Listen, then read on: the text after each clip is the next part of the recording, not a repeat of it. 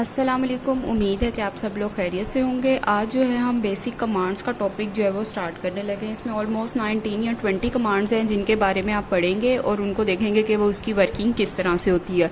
Commands में हमने first lecture में जब हमने चैप्टर 2 को स्टार्ट किया था डिस्कस करना, तो तब हमने कमांड्स को डिस्कस किया था। एक बार मैं आपको दोबारा बता देती हूँ। जो कमांड्स होती हैं वो हमारे पास ऐसी इंस्ट्रक्शंस होती हैं जो कि लाइन नंबर के साथ नहीं चलती हैं और ये हम रन टाइम पे इनको एग्जीक्यूट करते हैं। यानी रन टाइम पे हम इनसे जो भी हमने काम लेना होता है वो करते हैं, उसकी वक्त ये काम हमारा परफॉर्म करती हैं, लॉस्ट हो जाती हैं और ये हमारी मेमोरी में सेव नहीं हो रही होती। और ये हमारी कौन से मोड में चल रही होती हैं?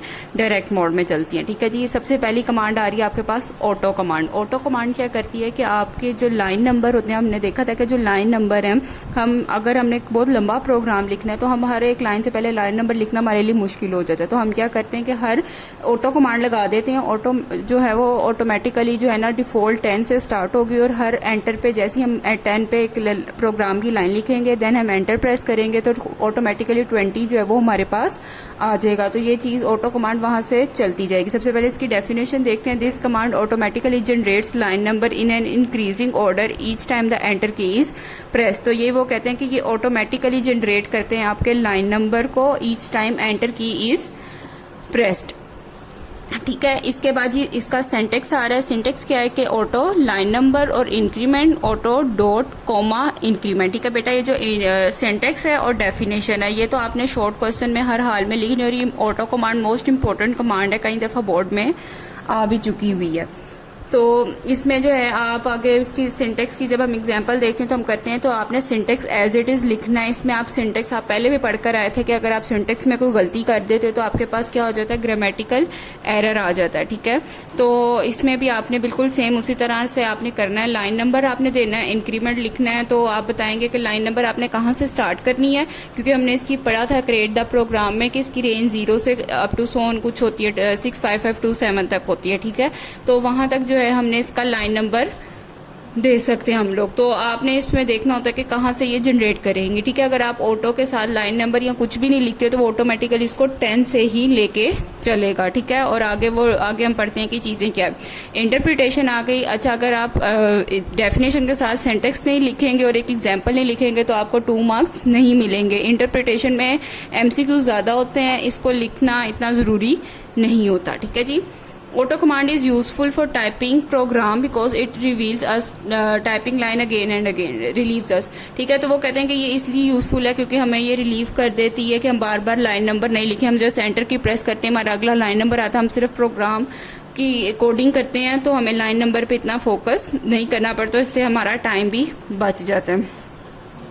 अब वो कह रहे हैं इन अबव सिंटेक्स, यानी सिंटेक्स 1 में वो कह रहे हैं कि जो आपका लाइन नंबर है वो स्पेसिफाई करेगा कि लाइन नंबर कहाँ से प्रोग्राम का आपने शुरू करना, और जो इंक्रीमेंट है आपके पास वो इस बात को स्पेसिफाई करेगा कि आपने कितनी लाइंस का इंक्रीमेंट इसमें लगाना है, यानी कितनी लाइंस आप चाहते हो कि इसमें इंक्रीमेंट हो। यहाँ पे डिपेंड करता है कि अगर आपने 5 से शुरू किया और आप 20 का इंक्रीमेंट दे देते हो तो वो 5 के बाद 25 फिर इसी तरह उसमें प्लस करके 20 आपको शो करता रहेगा। ठीक है। अब वो कह रहे हैं the default for both his 10। वो कह रहे हैं कि जो डिफॉल्ट होता है ना वो आपके पास क्या होता है? 10 होता है। अब हमने पढ़ा था सेकंड सिंटेक्स में डॉट को जो है बेसिक लैंग्वेज में पीरियड कहा जाता है। पीरियड में क्या होता है कि अगर हमने किसी लाइन नंबर को रिप्लेस करना है करंट लाइन को तो हम क्या करते हैं? डॉट यूज करते हैं। ठीक है। जो हमारी करंट सबसे एंड वाली लाइन जो हमने सबसे एंड पे लिखी होगी ना, वो हमने अगर रिप्लेस करनी है ना तो हम क्या यूज करेंगे? डॉट का साइन यूज करेंगे। मैंने आपको पहले कहा था इसमें आप दोबारा जाके एडिटिंग नहीं कर सकते, इसमें आपको हर एक काम कमांड और स्टेटमेंट के थ्रू ही करना पड़ता है। ठीक है। इसके बाद वो कह रहे हैं auto command generate a line number that is already been used and a asterisk appear after the number to warn that any input will be replace the existing line. अच्छा जी। उसके बाद वो कह रहे हैं कि अगर फॉर एग्जांपल एक ही प्रोग्राम में, जो हमने पहले भी बात पढ़ के आए हैं कि लाइन नंबर जो है हम वो रीयूज नहीं कर सकते। अगर एक ही प्रोग्राम है हमारे पास और हमने उसमें जो है बार एक कोई लाइन नंबर रिपीट कर ले, तो जब हम ऑटो कमांड के साथ काम कर रहे होंगे ना तो अगर वो लाइन नंबर रिपीट होगा ना तो उसके आगे वो फौरन आपको क्या कर देगा? एक स्टैरिश यानी स्टार का सिंबल शो करा देगा, जिससे आपको पता चल जाएगा कि जो लाइन नंबर है ये क्या हो रहा है? आपका रिपीट हो रहा है। लेकिन जैसे ही आप एंटर प्रेस करेंगे तो स्टैरिक जो होगा उस लाइन को सेव कर लेगा और अगली लाइन को शो कर देगा। ठीक है, आपने जैसे स्टैटिक नजर आएगा, आप जैसे इमीडिएटली आपने फौरन आपने उसको ना एंटर की प्रेस करनी है, तो वो उसी वक्त आपका क्या होगा कि उसको सेव कर लेगा लाइन को और जनरेट कर देगा आपके पास नेक्स्ट लाइन नंबर। ठीक है, उसके बाद वो कह रहे हैं auto command is terminated by control break और control C GW basic we return to command level. अच्छा, जब आप ऑटो कमांड लगा के काम कर रहे होते हैं ना, तब जो आपके वो लाइन नंबर ना चलते जाते इवन कि आप एंड पे एंड स्टेटमेंट भी लिख देते हैं, लेकिन अगर आप एंड स्टेटमेंट के बाद भी एंटर प्रेस करेंगे तो भी आपके पास जो है वो लाइन नंबर आएगा। तो ऑटो कमांड को रोकने के लिए ना ब्रेक का एक बटन होता है, कुछ लैपटॉप्स में होता है, नहीं होता तो कंट्रोल C आप प्रेस करते हैं अपने लैपटॉप से, तो उससे क्या हो जाता है कि वो तो आपकी ऑटो कमांड वहां पे रुक जाती है। उसके बाद आप रन की कमांड लगाते हैं और आपका जो वो फंक्शन है वो परफॉर्म या प्रोग्राम जिससे भी रिलेटेड आपने बनाया होता है वो परफॉर्म होना स्टार्ट हो जाता है।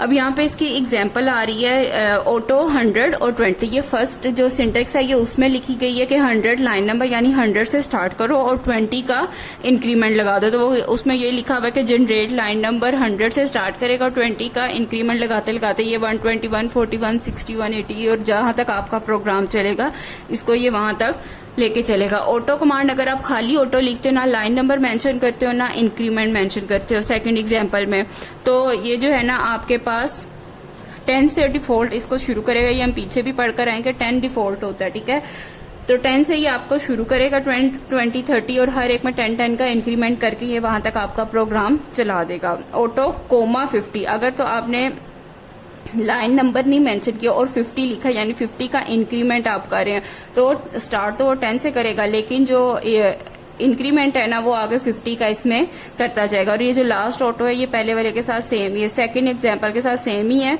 वो उन्होंने दोबारा से रिपीट की हुई है कि करंट लाइन नंबर के वो उसी तरह से ऑटो कमांड आपके पास इंक्रीमेंट में चलता जाएगा। जो भी लास्ट आपने रखी होगी ना ऑटो को लास्ट इंक्रीमेंट होगा ना उसमें उसी तरह से वो इंक्रीमेंट करता जाएगा। क्लियर, यहाँ तक थी हमारी ऑटो कमांड। इसमें से सिंटेक्स और डेफिनेशन तो लास्ट में करनी है, साथ एक या दो एग्जांपल आप लोगों ने लाजमी लिखनी है शॉर्ट में पूरे नंबर लेने के लिए। ठीक है जी, इसके बाद जी अब हमारे पास आ रही है क्लियर कमांड। अच्छा जी, जो क्लियर और CLS है ना ये दोनों इनका डिफरेंस जो है ना बोर्ड में कई दफा आ चुका हुआ है और आपके नोट्स में भी ये प्रोवाइड है। ठीक है जी, सबसे पहले हम पढ़ते हैं क्लियर कमांड को। हमने पीछे पढ़े वेरिएबल्स के बारे में और हमने देखा कि हम हर वेरिएबल में कोई ना कोई वैल्यू को स्टोर कराते हैं। कोई इंटीजर में इंटीजर वैल्यू को, फ्लोटिंग पॉइंट वैल्यू में, सिंगल प्रिसेशन में फ्लोटिंग पॉइंट नंबर स्टोर कराते हैं। अगर हम स्ट्रिंग लेते हैं तो स्ट्रिंग में हम वो सॉल्व करा देते हैं, हम अपनी कोई स्ट्रिंग सॉल्व कराते हैं। तो ये क्या करता है कि आपके जो वेरिएबल के वैल्यू होती है ना, जिसमें हमने देखा था कि a इज इक्वल टू 10, जो 10 थी इसकी वैल्यू थी। क्लियर कमांड क्या करती है, वो वैल्यूज को नल कर देती है, जीरो कर देती है। अगर तो कोई इंटीजर वेरिएबल है या न्यूमेरिक में आपने पढ़ा था कि सारे आ जाते, दो ही टाइप्स के वेरिएबल हमने पढ़े थे, न्यूमेरिक और स्ट्रिंग। अगर तो न्यूमेरिक वेरिएबल है तो उसकी वैल्यू जीरो कर देगी और अगर जो है स्ट्रिंग है तो उसको नथिंग कर देगी, यानी आपके पास कुछ भी नहीं। वो नल का मतलब होता है नथिंग, उसमें कुछ भी वैल्यू नहीं छोड़ेगी, वो आपको उसके बाद आंसर जीरो नजर आएगा। यही इसकी जो है वो आपके पास है definition. This command sets the value of numeric variables to zero. Numeric variables की वैल्यू क्या कर देगी, जीरो कर देगी और वैल्यू स्ट्रिंग वेरिएबल की जो है वो नल कर देगी, यानी कुछ भी नहीं करेगी, उसमें सारा कुछ एम्प्टी कर देगी, खाली कर देगी। वो वेरिएबल तो वहां रहेंगे लेकिन उनमें वैल्यू जीरो होगी आपके पास। जिसने आपकी साइड पे देखें, राइट साइड पे आपकी एग्जाम्पल आ रही होगी ब्लैक से बॉक्स में, उसमें लिखा हुआ है x is equal to 100। X में x वेरिएबल है, x में वैल्यू क्या लिखवाई उन्होंने 100। इसके स्टार्टिंग में आपके पास लाइन नंबर नहीं लगा हुआ था, एंटर प्रेस किया आपने, ओके का मैसेज डिस्प्ले हुआ, फिर आपने प्रिंट एक्स किया तो उसने 100 शो करा दी। जैसे ही आप क्लियर की कमांड लगाएंगे तो क्लियर हर कमांड के बाद आपको ओके का मैसेज लाजमी शो होगा। ओके का मैसेज शो हुआ, उसके बाद आपने फिर प्रिंट एक्स किया तो आपके पास वैल्यू क्या आ जाएगी, जीरो आ जाएगी। वो 100 वैल्यू को क्या कर देगा, क्लियर जो है वो कमांड क्लियर कर देगी उसको। ठीक है जी, इसके बाद आपके पास आ जाती है CLS। CLS की फुल फॉर्म होती है क्लियर स्क्रीन। जब आपने पूरी स्क्रीन को क्लियर करना होता है ना तो आपके पास CLS की कमांड यूज होती है। तो ये कमांड जो है ना स्क्रीन को क्लियर करने के लिए यूज होती है। वेरिएबल को भी डिलीट कर देगी और उसमें लिखे टेक्स्ट और उसकी वैल्यू सारी की सारा जो भी आपकी स्क्रीन होती है ना बेसिक की, GW बेसिक की, उसको क्लियर कर देगी। इसका जो सिंटेक्स होता है वो CLS N क्या है, अब इसमें वो देखते हैं। N जो है ना हमारे पास 3 वैल्यूज होती हैं।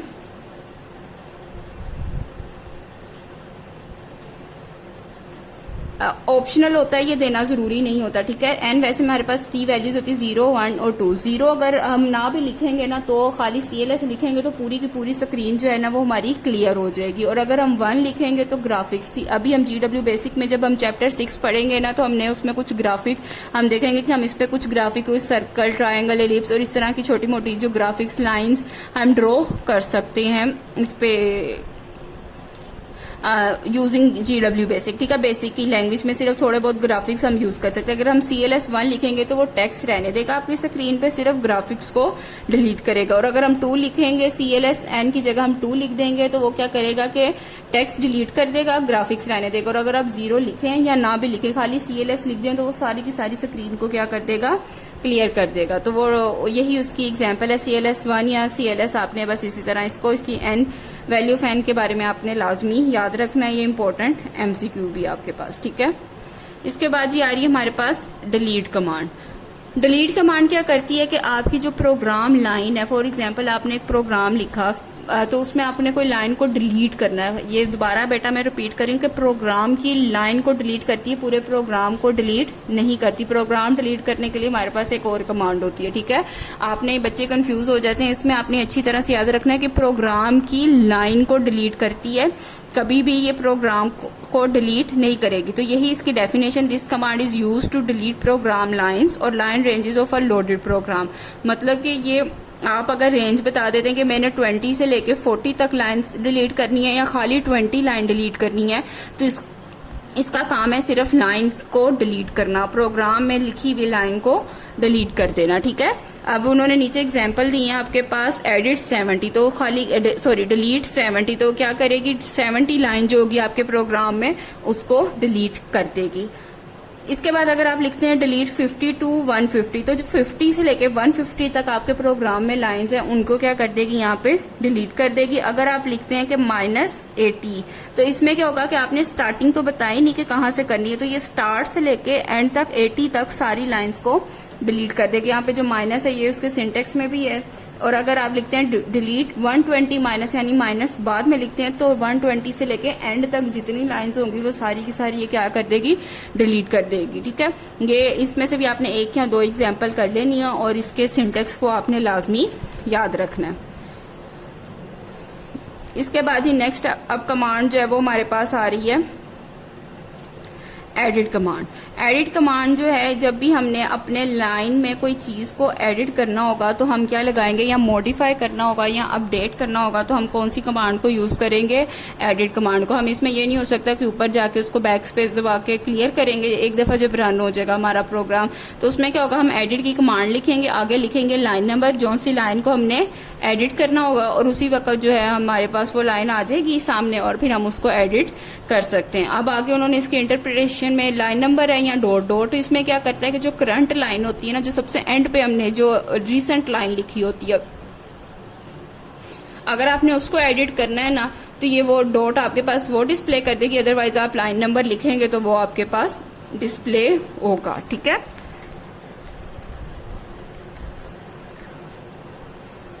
इसके बाद ये हमारे पास आ रही है फाइल कमांड। नंबर 6 पे हमारे पास कमांड है।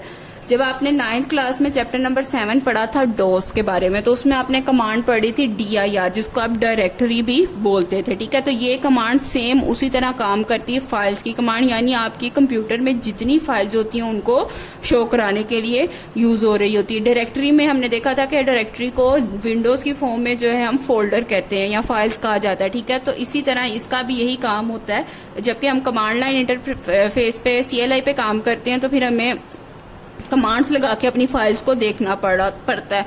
तो ये भी सेम उसी तरह काम करेगी फाइल्स कमांड के। ये कमांड आपके पास जितनी फाइल्स है ना आपके कंप्यूटर में ड्राइव में पड़ी हुई, उनकी लिस्ट आपको क्या कर देगी, शो कर देगी, ठीक है। तो this command is use to list the name of all file residing on a specified drive. तो ये उन सब कमांड्स को क्या कर देगी, आपके पास शो कर देगी, लिस्ट उनकी दिखा देगी। और अगर फाइल और फाइल्स, ये फाइल नहीं है, फाइल्स एस लाजमी आपने साथ लगाना। और पाथ नेम वो कह रहे हैं कि देना ज़रूरी नहीं होता, आप खाली फाइल लिखेंगे तो ये जो है आपके पास शो करा देगी। लेकिन अगर आपके पास, आपको पता है कि आपके कंप्यूटर में 3 से 4 पार्टीशंस आप लोगों ने बनाई होती, कुछ की सी और डी होती, खाली कुछ ने सी डी ई एफ तक भी बनाई होती, तो आपने जिस ड्राइव से फाइल देखनी है या जिस ड्राइव की लिस्ट देखनी है फाइल्स की, फोल्डर की, तो आप जो है उनका नाम और फिर आप पूरा पाथ देते हैं, जिस तरह आप उसमें देते थे कि पहले C:\\, फिर आप नाम देते थे फोल्डर का और फिर आप फाइल के बारे में बताते थे। अच्छा जी, इसके बाद ना बेटा आ रहे हैं वाइल्ड कार्ड्स। ये आप उसमें भी पढ़कर आए हैं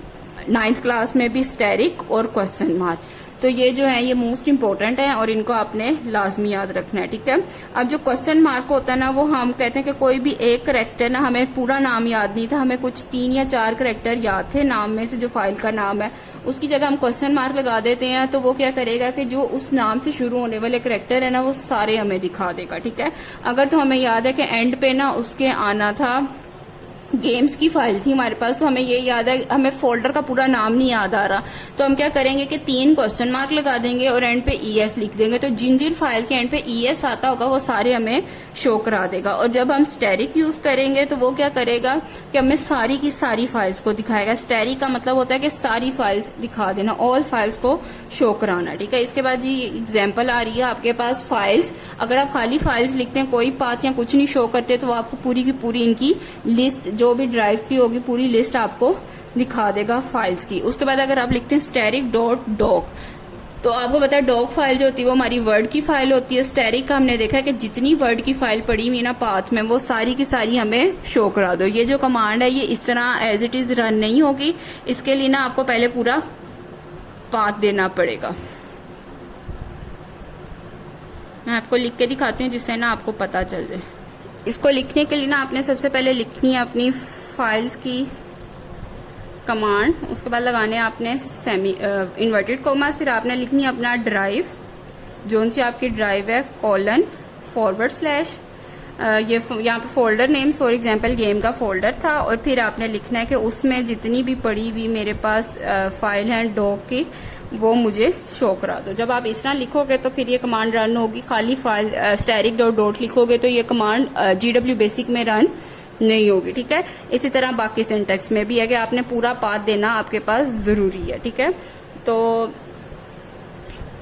नेक्स्ट जो है उसमें उन्होंने लिखा हुआ है D ड्राइव / डलेगी, यहाँ पे लाजमी आएगी, ठीक है। और उसके बाद उन्होंने कहा भाई ये आपकी बुक में मिस्टेक्स हैं, इनको साथ साथ सही करते जाएं। // आएगी static.static, तो ये क्या करेगी कि जितनी D ड्राइव में जितनी भी फाइल्स हैं सबकी सब शो करा देगी, चाहे उनकी एक्सटेंशन exe हो, doc हो, ppt हो, या जो भी एक्सटेंशन होगी उसके पास। उसके बाद ये आ जाता है आपके पास फाइल MAR $.xls, ठीक है। अब मैंने कहा था कि आपको जब कोई नाम याद नहीं आता तो आप उसके कुछ कैरेक्टर्स के बाद वो क्वेश्चन मार्क डाल दें कि आपको पूरा नाम नहीं याद आ रहा। अब यहाँ पे मार्च भी हो सकता है, मार्च भी हो सकता है, ऐसा आना था या जो भी, तो MAR से शुरू होने वाली जितनी फाइल्स होंगी ना, उन सब की लिस्ट आपको क्या कर देगा, शो कर देगा, ठीक है। तो यही है कि file whose extension is XLLX, उसकी XLS होगी, यानी ये उसकी है एक्सेल की फाइल है। उसके बाद वो कह रहे हैं कि जिसमें कंसिस्ट करते होंगे 4 करेक्टर्स, यानी अब ये 3 तो आपने लिख दी है, और एक क्वेश्चन मार्क का मतलब है कि एक करेक्टर इसके बाद और आना है, तो इसका मतलब है कि 4 करेक्टर्स की टोटल वो फाइल है। जितने आप क्वेश्चन मार्क लगाएंगे उसका मतलब होगा इतने करेक्टर्स आपको और ढूंढने हैं। तो फर्स्ट 3 करेक्टर्स ऑफ नेम ये हैं, और 4th करेक्टर कुछ भी हो सकता है आपके पास, यानी वो उसकी MAR से शुरू होने वाली सारी फाइल की लिस्ट आपके सामने शो कर देगा। इसी तरह ये एग्जाम्पल है आपके पास दी हुई, इसको आप देख लें एक दफ़ा तो आपको ज़्यादा अच्छी तरह समझ आ जाएगी, ठीक है। अच्छा बेटा, इस लेक्चर में अगर कोई भी कंफ्यूजन हो तो आप मेरे से पूछ सकते हैं। इसको अच्छी तरह से आपने इनके सिंटेक्स और जो है डेफिनेशन को याद करना है। सिंटेक्स में आप कोई भी गलती नहीं कर सकते, जहाँ पे भी आप गलती करेंगे आपका मार्क्स डिटेक्ट होगा। आपने अच्छी तरह से सिंटेक्स को याद करना है, ठीक है जी। ओके, अल्लाह हाफिज़।